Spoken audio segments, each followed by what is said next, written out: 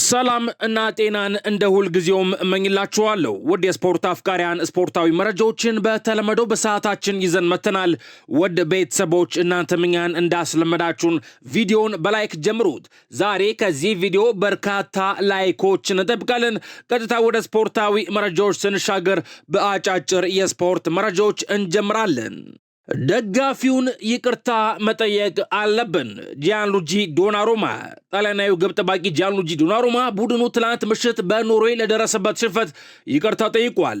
ኖርዌይ ሁለተኛ ጎል ካስቆጠረች በኋላ ሙሉ ለሙሉ እጅ ሰጥተናል፣ ይሄ በፍጹም መደገም የለበትም ሲል ጂያንሉጂ ዶናሩማ ተናግሯል።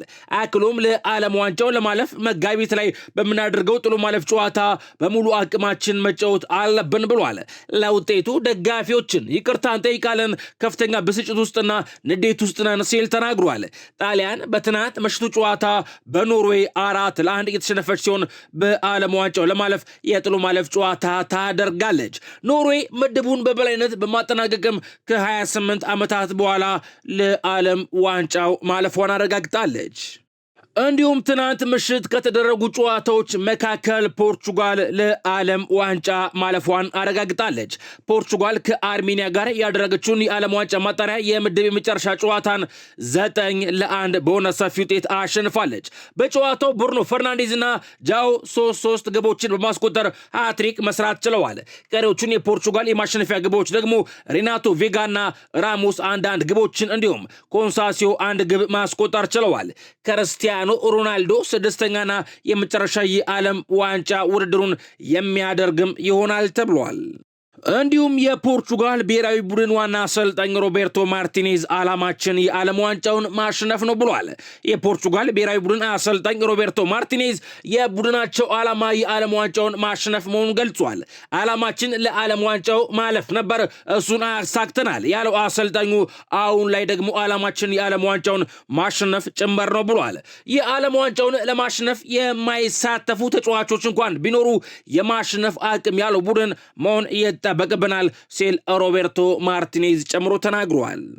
እግር ኳስ ፍትሃዊ አይደለችም ያለው ደግሞ ስፖዝ ላይ ነው። የሃንጋሪ ብሔራዊ ቡድን አምበል ዶሚኒክ ስፖዝ ላይ ከዓለም ዋንጫ ውጪ መሆናቸው እንዳሳዘነው ተናግሯል።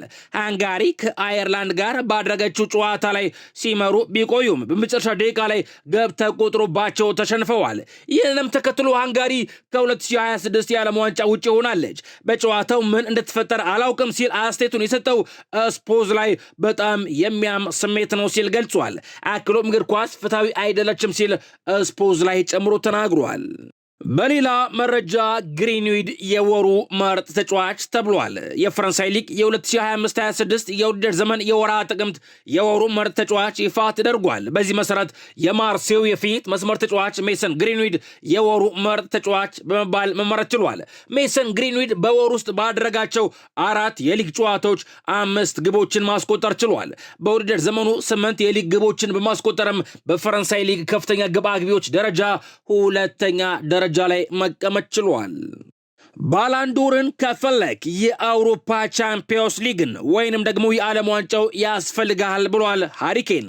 እንግሊዛዊ የባየርን ሙኒክ ተጫዋች ሃሪኬን በዚህ ዓመት ለባላንዶር ሽልማት ትልልቅ ዋንጫዎች ሚና እንደሚኖራቸው ገልጿል። በዚህ ዓመት 100 ጎል ላስቆጥር እችላለሁ ያለው ሃሪኬን፣ ነገር ግን ቻምፒዮንስ ሊግ ወይንም የዓለም ዋንጫውን ካላሸነፍኩ ባላንዶሩ አይታሰብም ብሏል። ይሄ ለኤርሊንግ ብራውት ሃላንድም ለሁሉም ተጫዋቾች ተመሳሳይ ነው። እነዚህን ትልልቅ ዋንጫዎች ማሸነፍ አለበት ሲል ሃሪኬን ጨምሮ ተናግሯል። የቀድሞ የላሚን ያማል ፍቅረኛ ኒኪ ኒኮል የብራይተኑን የክንፍ ተጫዋች ካይሮ ሚቱማን በኢንስታግራም ገጿ ላይ ፎሎ አድርጋው ነበር ተብሏል። ጃፓናዊ ኮከብ ካይሮ ሚቱማም ወዲያውኑ ብሎክ አድርጓታል። ኒኪ ኒኮል ከስፔናዊ ኮከብ ላሚን ያማል ጋር የፍቅር ግንኙነት ካቋረጡ በኋላ ከፍተኛ የሆነ ድብርት ውስጥ ትገኛለች ሲል ይህንን መረጃ ዘሰን ዘግቦታል። ቤተሰቦች ቪዲዮን ላይክ ለማድረግ አሁንም አልዘገያችሁም፣ ላይክ አድርጉት። እንዲሁም ለዚህ የዩቲዩብ ቻናል አዲስ ከሆናችሁ ሰብስክራይብ ማድረግ እንዳረሱ አሁኑኑ ሰብስክራይብ አድርጉ። እኔም ስፖርታዊ መረጃዎች ልቀጥል። ኒውካስትል ዩናይትዶች ያለፈው ክረምት ሳይሳካላቸው የቀረውን የትራፎርድን ዝውውር አሁን ላይ ለመጨረስ ፍላጎት አሳይተዋል ተብሏል። ለብዙ ዓመታት ሲከታተሉት መቆየታቸው የሚዘነጋ አይደለም። እናም ተጫዋቹ በእንግሊዝ ብሔራዊ ቡድን ያለውን ቦታ ለማስጠበቅ ሲል ደቂቃ ይፈልጋል። እናም ወደ ኒውካስትል ዩናይትድ የሚያመራበት ዕድል እጅጉን ሰፊ ነው ሲል ይህንን መረጃ ፉትቦል ኢንሳይደር ዘግቦታል። ቼልሲዎች በአርሰናሉ ታዳጊ ተጫዋች ሉዊስ ስኬሊ ላይ አይናቸውን ጥለዋል እየተባለ ነው። ቼልሲዎች በቅርብ ሳምንታት ጊዜ ውስጥ ስለ ስኬሊ በውስጥ ማውራት ጀምረዋል። ስኬሊ ግን በአሁኑ ሰዓት ለእንደዚህ አይነት ዝውውር ፍላጎት ያለውም ሲል ይህን መረጃ ፍሎሪያን ፕሌተንበርግ ከስካይ ስፖርት ይፋ አድርጎታል። አርሰናል የቦርሲያ ዶርትመንዱ ተጫዋች ካሪም አዴሜን ለማዘዋወር ፉክክር ውስጥ ገብተዋል። ማንቸስተር ዩናይትድም የጀርመኑ አጥቂን በጣም ፈላጊ እንደሆነ ታውቋል ሲል ይህንን መረጃ ደግሞ ዘ አትሌቲክስ ይፋ አድርጎታል። በሌላ መረጃ የ19 ዓመቱ የቶተናም ደጋፊ በሜሰን ማውንት ላይ ኢላማ ያደረገ የቃል ስድብ ካደረገ በኋላ በቁጥጥር ስር ውሏል ተብሏል። የ19 ዓመቱ የቶተናም ደጋፊ በቶተናምና ማንቸስተር ዩናይትድ ጨዋታ ላይ ሜሰን ማውንትን በቃላት በመሳደብ በቁጥጥር ስር ውሏል ተብሏል። በቁጥጥር ስር የዋለው ሆን ብሎ ትንኮሳ በመፈጸም በሚል መሆኑ ተነግሯል። እንዲሁም ቶተናምም የፖሊስን ምርመራ እንደሚደግፍ አስታውቋል ሲል ይህንን መረጃ ስካይ ስፖርት ይፋ አድርጎታል። በሌላ መረጃ ጋናዊው ተጫዋች ከውድድር ዓመቱ ውጪ ሆኗል ተብሏል። የጋና ብሔራዊ ቡድን ከቀናት በፊት ከጃፓን ጋር ባደረገው የአቋም መፈተሻ ጨዋታ ጋናዊው ፍራንቺስ አቡ ከባድ ጉዳት አጋጥሞታል። ተጫዋቹ ባጋጠመው ግጭት ወቅትም የቀኝ እግሩ ሁለቱም የአጥንቱ ክፍል መሰበሩን ሐኪሞች አረጋግጠዋል። ይህንም ተከትሎ የቶሎሱ ተጫዋች ፍራንቺስ አቡ በጃፓን የቀዶ ጥገና ሕክምና እንደተደረገለት ተገልጿል። የ24 ዓመቱ ተጫዋች ፍራንቺስ አቡ ከያዝነው የውድድር ዓመት እንዲሁ ቀጣይ ዓለም ዋንጫ ውድድር ውጪ መሆኑ ተነግሯል። ለተጫዋቹ መጉዳት ምክንያት የነበረው የጃፓን ተጫዋች የጋና ብሔራዊ ቡድን አሰልጣኝ ጋር በማምራትም ይቅርታ ጠይቋል ሲል ይህንን መረጃ ስካይ ስፖርት ይፋ አድርጎታል። ቼልሲዎች ለሪያል ማድሪዱ ተጫዋች ቪኒሺየስ ጁኒየር በታሪካቸው ከፍተኛ ወጪ አውጥተው ማለትም በ150 ሚሊዮን ዩሮ ተጫዋቹን የማስፈረም ፍላጎት አሳይተዋል ሲል ይህንን መረጃ ትራንስፈር ኒውስ ይፋ አድርጎታል። በሌላ መረጃ ፍሎሪያን ዊርትዝ ሊቨርፑልን በመቀላቀሉ አይጸጸትም ብለዋል ወላጅ አባቱ። የሊቨርፑሉ ተጫዋች ፍሎሪያን ዊርትዝ ወላጅ አባት ልጃቸው ሊቨርፑልን በመቀላቀሉ እንደማይጸጸት ገልጸዋል። ዊርትዝ የተሻለ ተጫዋች ለመሆን ሊቨርፑልን በመቀላቀሉ ትክክለኛ እርምጃ ተራምደዋል ሲሉ የፍሎሪያን ዊርትዝ አባት ሃንስ ዊርትዝ ተናግረዋል። በሊቨርፑል ጥሩ እየሰራ ነው ያሉት ወላጅ አባቱ እያንዳንዱን የልምዱን ክፍለ ጊዜ በጉጉት እየጠበቀ ነው የሚሰራው ከቡድኑ ጋር ተስማምተዋል ብለዋል።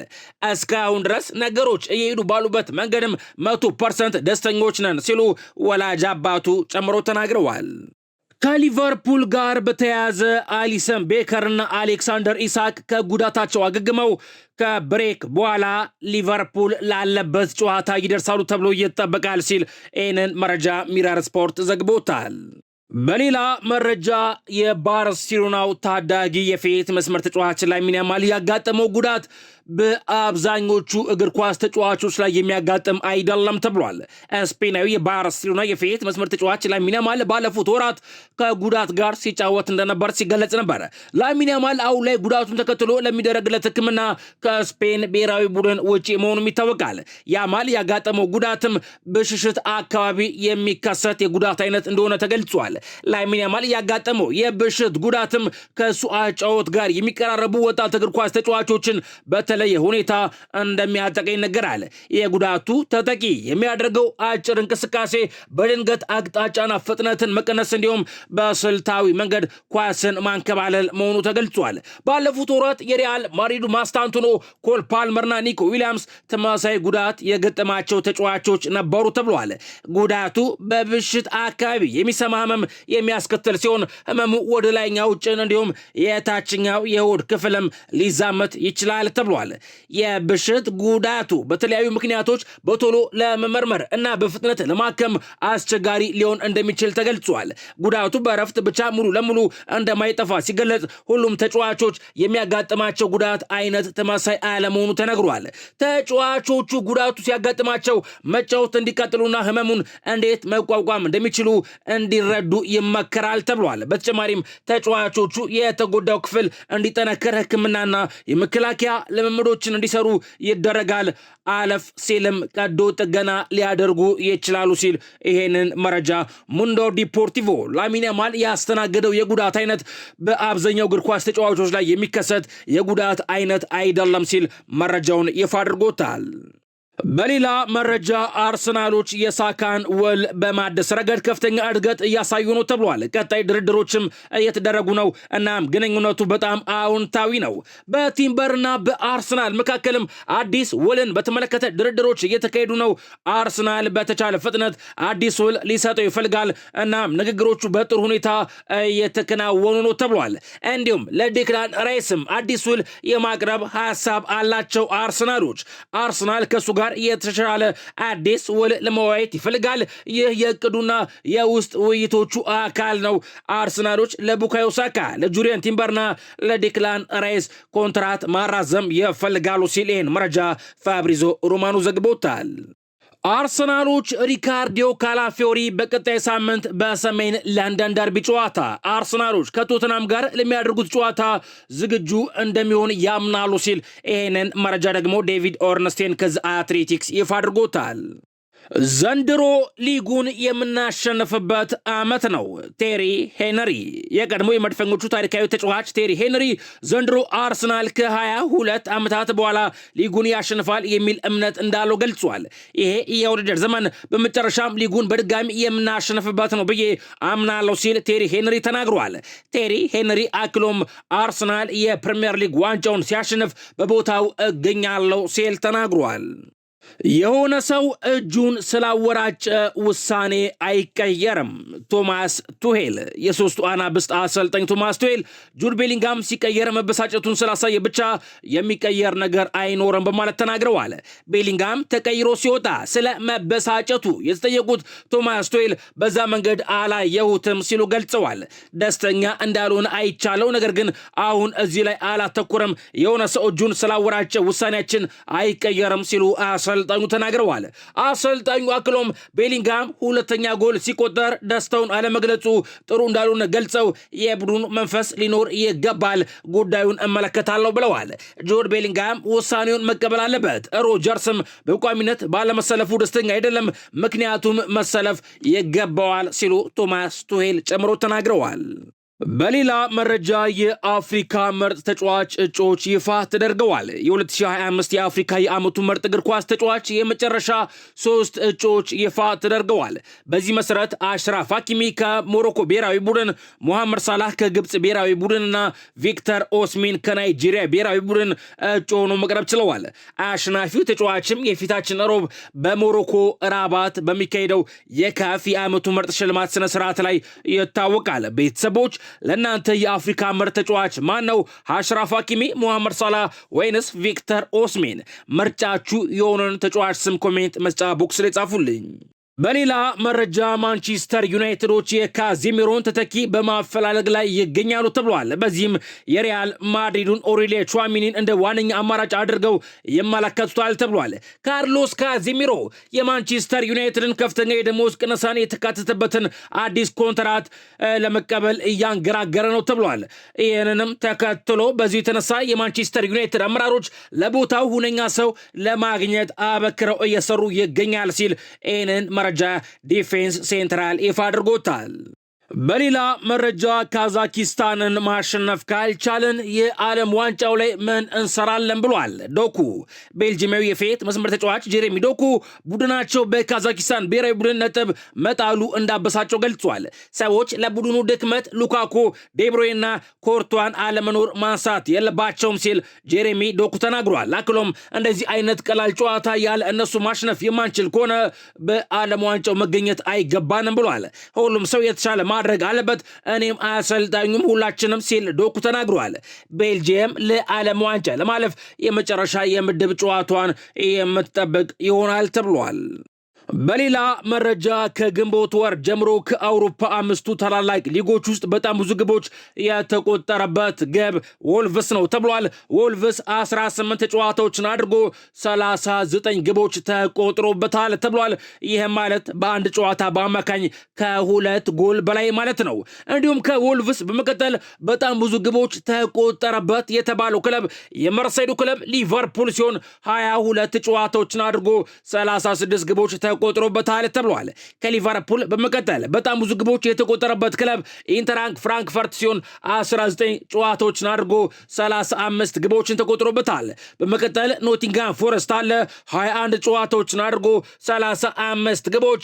እንዲሁም ኦግስበርግም በደረጃ ሰንጠረዥ ውስጥ ተካቷል 15 ጨዋታዎችን አድርጎ 34 ግቦችን። ጂሮና 18 ጨዋታዎችን አድርጎ 34 ግቦችን። ባየር ሊቨርኩሰን 19 ጨዋታዎችን አድርጎ 34 ግቦችን። እንዲሁም ኒስ 21 ጨዋታዎችን አድርጎ 33 ግቦችን። ባርሴሎና 22 ጨዋታዎችን አድርጎ 33 ግቦችና በተመሳሳይ ፊዮረንቲናም 22 ጨዋታዎችን አድርጎ 33 ግቦች ተቆጥሮበታል ተብሏል። ቤተሰቦች ይህንን መረጃ ስኮርድ ይፋ አድርጎታል። ለሰዓቱ ያስኩላችሁ አጫጭር የስፖርት መረጃዎች እነዚህ ነበሩ። ወደ ቤተሰቦች አብራችሁን ስለቆያችሁ ቪዲዮን ላይክ ስላደረጋችሁት ከልብ እናመሰግናለን። ለምትሰጡን ሁሉ ድጋፍ፣ ለአስተያየቶቻችሁ፣ ለሐሳቦቻችሁ ሁሉ በድጋሚ ማመስገን እንፈልጋለን። በሌሎች የስፖርት መረጃዎች ተመልሰን እስከምንገናኝ ሰላም እና ጤናን እንደ ሁልጊዜውም እመኝላችኋለሁ።